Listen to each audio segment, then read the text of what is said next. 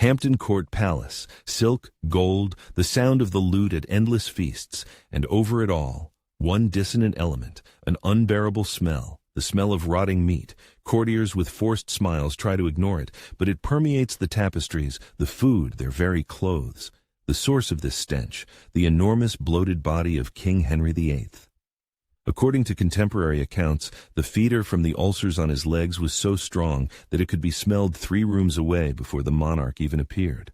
The entire palace was like an exquisite jewelry box with a corpse slowly decaying inside. This is the story of how the most brilliant prince in Europe turned into a rotting monster. And we will show you the very day it all went wrong. It all began with a single wound. But this is not just a story about a disease, it is an investigation. We will answer the question, how does a man's physical decay mirror his moral and political collapse? His body is a crime scene, and the unhealing ulcers are the clues that lead to the secret of his tyranny. Modern research confirms that chronic pain is directly linked to uncontrolled aggression and paranoia. Henry's body became a dark mirror, reflecting the diseased state of the entire kingdom. We will trace this connection from the first drop of pus to the final swing of the executioner's axe. What was this wound that never healed? How did the courtiers manage to survive next to a walking source of infection? And what was the gruesome incident with his coffin that terrified all of England? Years earlier, a friar named William Peto had predicted to Henry's face, "Dogs will lick thy blood." The ghastly event with the coffin became a literal fulfillment of the prophecy, transforming the story from grotesque to almost supernatural. The answers lie ahead. Stop. Before we continue, you must see him, not the monster, but the athlete, a handsome man, a champion of jousting tournaments, a composer, and a poet. Standing nearly 6 feet 3 inches tall, he was a giant for his time. He wrote music that is still performed today, and the ultimate paradox, the Pope awarded him the title Defender of the Faith for a book he wrote against Martin Luther. It is a title British monarchs hold to this day. This man was a Renaissance ideal. Remember this image, because now we are going to destroy it. January 24th, 1536, Greenwich. Henry is 44 and still a champion, but on this day his horse, clad in steel armor, falls, and it crushes him. This was not just an accident. It was the 16th century equivalent of a car crash. The combined weight of the horse and 2 sets of armor, his and the animal's, exceeded a ton. The king is unconscious for 2 hours. The entire court believes he is dead. The news reaches Queen Anne Boleyn. The shock causes her to miscarry. She loses a boy, the heir for whom Henry had torn Christendom apart. For her, this loss was a death sentence, and for him, it was the beginning of the end. He survived, but an old wound on his leg reopened, this time for good. Modern medicine offers a diagnosis: chronic osteomyelitis, an infection that literally eats away at the bone. In the 16th century, this was a death sentence drawn out over years of agony. His leg turned into an open, suppurating ulcer. His doctors did the only thing they knew how. They periodically cauterized it with a red-hot iron. It was like trying to extinguish a forest fire with a flamethrower. The procedure created a crust of burned flesh on the surface, but only drove the infection deeper, allowing it to devour the bone from within, unimpeded. Imagine a pain that never stops, ever. Not by day, not by night. A throbbing, searing pain that became the backdrop to his entire life. Pain became his shadow advisor, an invisible courtier, whispering the most venomous advice into his ear around the clock. And unlike all his other advisors, this was one he could not execute. Henry lived with this for 11 years. Chroniclers note a sharp change in his character specifically after 1536. The charming monarch disappears. In his place emerges a quick-tempered, suspicious tyrant. The Holy Roman Emperor's ambassador, Eustace Chapuys, wrote that the king had become distrustful and so ill-tempered that it is scarcely possible to speak to him. This is not a historian's guess. It is a documented fact. Paine became his chief political consultant, and it advised only one thing: rage. But the wound was merely the trigger. It was the first domino that, in falling, set off a chain reaction that brought down his entire physiology. His body became a biological prison, and the first of its walls was his weight. Deprived of movement, he began to consume the world around him. His diet consisted of fatty red meat, sweet wines, and strong ale. Historians have calculated his daily calorie intake at over 5,000. That is the equivalent of more than 10 modern Big Macs, every single day. His suits of armor, displayed in the Tower of London, silently tell this story. They show how his athlete's waist swelled to 55 inches. But the weight was only the visible part of the decay. The real hell was the varicose ulcers on both legs. They constantly oozed pus and blood, emitting that very smell. The doctors tried to help. They inserted lead tubes into the open wounds to drain the pus, which only intensified the pain and introduced new infections. And here is a chilling modern hypothesis: they were slowly poisoning him. Lead is toxic. Entering the bloodstream, it causes confusion, fits of rage, and memory loss. The cure was part of the disease. Soon, Henry could no longer walk. He moved about in a chair. To lift him to the second floor or seat him on a horse, servants used a complex system of pulleys and winches. He was hoisted with the same mechanisms used to load cargo onto ships. The most powerful man in England had become helpless cargo, moved about like a barrel of ale. Now, look at this through the eyes of a servant. You are ordered to wash and dress these ulcers. You feel nausea, fear, but your face must show only concern. One movement that is too sudden, one grimace of pain on the king's face, and you could be sent to the block. Tending to Henry's leg was one of the most dangerous jobs in England. It was like being a bomb disposal expert. One wrong touch could trigger an explosion of royal anger. And that explosion was fatal.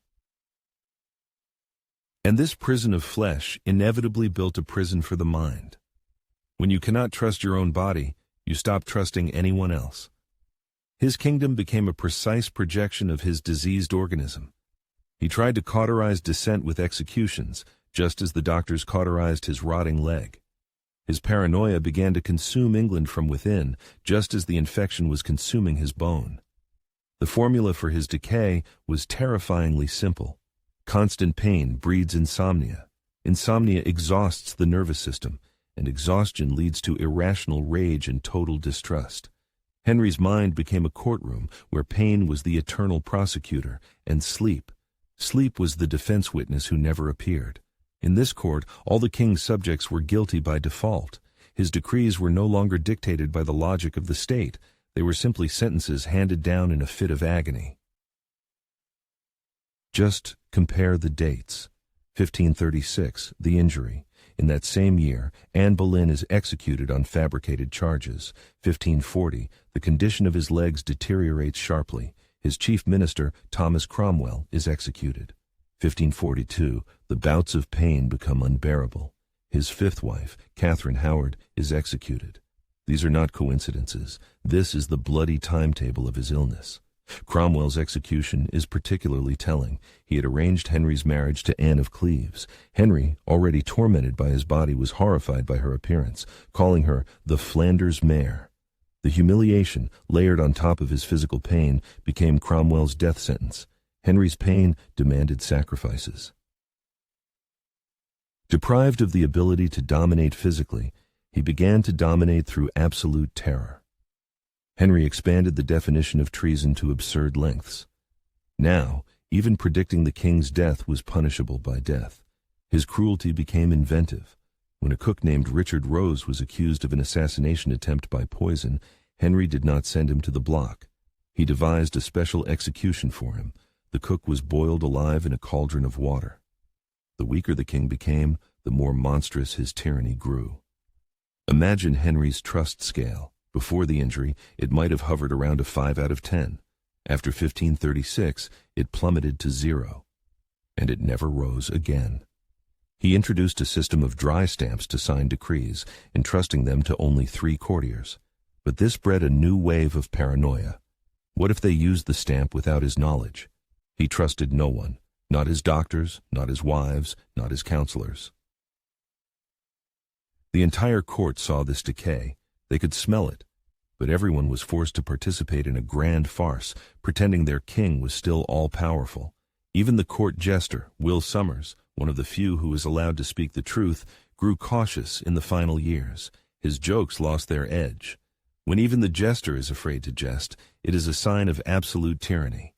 The system of total silence worked flawlessly. In this theater of the absurd, everyone knew their part. Courtiers learned to calculate the wind direction to stand on the king's leeward side. They applauded his hoarse speeches, pretending not to notice the grimaces of pain on his face. They marveled at his appetite as he turned into an immobile mountain of flesh. To be a courtier of Henry VIII was like acting in a play without a script, where the lead actor is armed with a real axe and might start an execution at any moment. And the leading lady in this deadly drama was his last wife, Catherine Parr. In essence, she was his nurse. She personally changed the dressings on his suppurating ulcers, risking not only infection but also provoking a burst of rage from a single clumsy touch. She once nearly ended up on the scaffold over a careless argument about religion. But Catherine was not merely a victim. She was one of the most intelligent women of her time. A writer and a reformer, she waged her own intellectual war. She was a dragon tamer. She treated his wounds, but never for a second forgot that he could incinerate her with a single word. His infirmity paradoxically became his greatest weapon. The very sight of his decaying body, its smell, all of it was a constant reminder of his agony, and therefore, of his anger. No one wanted to upset a man who was already living in hell. He used this with cold calculation. During audiences, he would sometimes deliberately display his bandaged leg for all to see. It was a brilliant form of nonverbal blackmail. He simultaneously evoked pity and paralyzing terror. His illness held the entire court hostage, but no pretense could stop biology. In January 1547, the king's body began its final rebellion, and here the court faced the last and most absurd of Henry's laws. The Treason Act forbade predicting the monarch's death. The doctors looked at each other in terror. To tell the king the truth meant signing their own death warrant. Archbishop Cranmer had to be summoned. He did not say Henry was dying. He asked if he believed in salvation through Jesus Christ, to let the king understand the end was near. Henry died, but his body had not yet finished its story. What happened next surpassed the most gruesome fantasies. In his final days, he no longer spoke. He communicated with gestures. He signed death warrants not with a pen, but with a special dry stamp that simply imprinted his signature. The last person he sentenced to death was the Duke of Norfolk, one of his oldest companions. The execution was scheduled for the morning of January 28th. Henry died during the night before. Norfolk survived. The king's will to violence had literally outlived him. His last words were rumored to be, "Monks, monks, monks." Modern medicine suggests a diagnosis, a pulmonary embolism. A blood clot dislodged from his diseased leg traveled to his lungs and killed him. The very wound from 1536 had delivered the final fatal blow. His enormous body was embalmed and placed in a massive lead-lined coffin.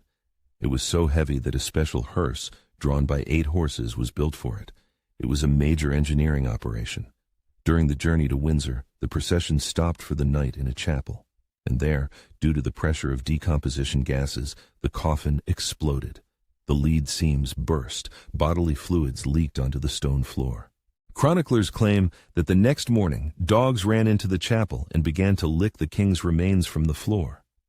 The prophecy of the friar William Peto, "Dogs will lick thy blood," had been fulfilled, literally. His tyranny, his decay, it all burst forth, defiling the world even after his death. He was buried in Windsor Castle, next to Jane Seymour, his third wife, the only one who gave him an heir, and the only one he seems to have truly loved. This island of tenderness, in an ocean of cruelty and grotesquerie, became the most poignant paradox of his life. Henry's story is not a historical anecdote. It is a universal protocol for the disintegration of a personality. First, a single point of pain is found, which becomes the center of one's existence. Second, the pain mutates into fear and paranoia. And third, the person begins to project their internal enemy onto the world around them. They destroy others because they cannot defeat the enemy that is devouring them from within. This is the source code of tyranny.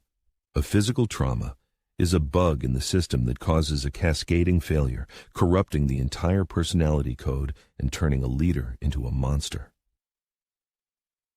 And so, the great events of history, the English Reformation, the executions, the wars, turn out to be merely side effects of a festering wound. The dissolution of the monasteries brought the crown colossal wealth. This money was his strongest painkiller, a distraction from his physical suffering. Perhaps the history of England was written not in ink, but in blood and pain. And in the end, we are left with the ultimate question. What defined his reign and the fate of England more, his unbending royal will or his uncontrollably rotting body? Modern science, such as psychoneuroimmunology, tells us this is a false choice. The will and the body are inseparable. They were locked in a deadly feedback loop. The pain intensified the tyranny, and the tyranny created stress that worsened the pain. But still, which was stronger? His will or his body?